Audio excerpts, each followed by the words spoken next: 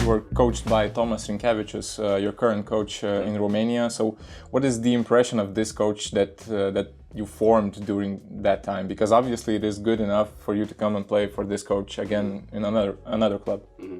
I think the main thing is trust. I think every day he's seen the commitment from me, putting in extra time, asking questions.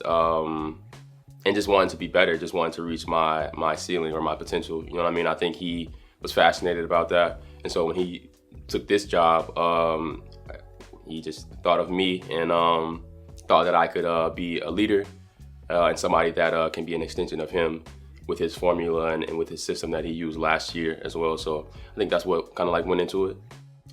Is he the first Lithuanian that you've met? Yes. Are there any personality traits that you saw in him and right now see in other Lithuanian guys? I don't think it's personality traits. I think the urgency behind basketball, the urgency behind the passion you guys have down here for that orange basketball. And I think like every day, every practice last year, he just showed that intensity with like how he wanted to be better as a coach. He wanted us to be better as a team, and just like that passion behind basketball. So I wouldn't say a personality trait. I would say, something like that. Like, you also played in Finland and United Kingdom prior to Lithuania. So in terms of weather, probably quite similar countries, all three of those. But how do you react to cold weather? Is that not a problem for you at all? Because you seem to, Well, luckily, I'm an inside guy.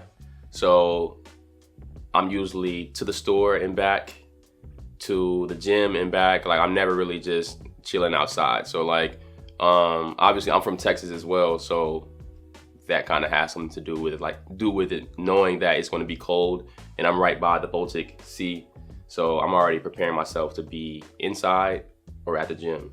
And I told them to put my apartment right by the gym, so I wasn't driving from Klaipėda on the roads and stuff like that. So Finland was pretty rough. UK, pretty rough, depressing, with the rain and stuff like that. But as far as like being in cold weather, I'm fine with it. That's what comes with the profession. So. While in Romania, you also played against Pauliumi Petrilevičius, your current teammate. How good it is to have him by your side instead of facing him on the court, if you have any memories of that. Oh yeah, really good. Me meeting him and our interactions every day, like he's a leader. He tells me things, I tell him things, and we also talk about our paths. So like you said, we have something to like kind of relate. He played in Romania, I played in Romania, so we still talk about the teams and players that we know over there. And yeah, man, he's just a really good guy, like very, very wholesome. And every day he's putting in work, working on his body, working on the court and stuff like that, and being very vocal, out there on the court. So it's really nice having him on my side. Since Gargždų is a new club, you probably need to, create an identity, mentality to build on in this season and in the upcoming future as well. Mm-hmm. So what will be your contribution to this team? What's your input, into this sort of forming mentality? Like I said, just that commitment. The one thing that coach probably was fascinated about me for was the commitment that I put into the game, the passion, sometimes the emotion, but with emotion, and passion, like it comes with, they're kind of like the same thing. And every day at practice, I'm pushing myself, pushing the teammates, pushing him. And I think just bringing that dog type of energy, you know what I mean? Last year, coach used that underdog term a lot. Even when we won games in a row, or we was kind of like doing really, really well, he still wanted us to keep that underdog mentality.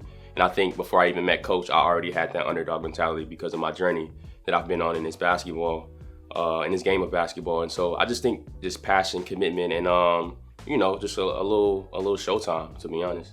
So lastly, on a less serious note, you come from Paris, but not Paris, France, but Paris, Texas, actually. So how many times have you explained to someone that you're not French? And does your town have any similarities to Paris since it's named that, or is there no kind of reason for that? So when I'm in the United States, I'll say Paris and people will be like, oh, okay. But obviously when I come over here, that's when guys like, what? like, Paris, France? And I'm like, no. And so sometimes I'll say like, yeah, I'm from Paris, the city outside of Dallas, Texas, before they can even like answer anything, because I know where their mind is going to go to. And so I try to like just beat them to the punch or whatever. But as far as like what we got that's similar, so in Paris, Texas, we have a Eiffel Tower as well, just like Paris, France does. But we have a cowboy hat on top of ours.